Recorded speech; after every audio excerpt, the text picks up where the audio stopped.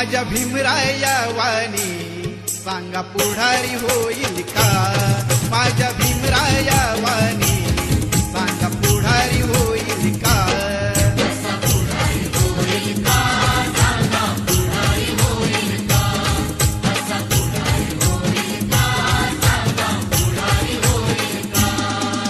सुज्ञानाचा निर्मळ जरा भीमासारखा माणूस खरा जन्मा येईल का? माझ्या भीमराया वाणी सांगा पुढारी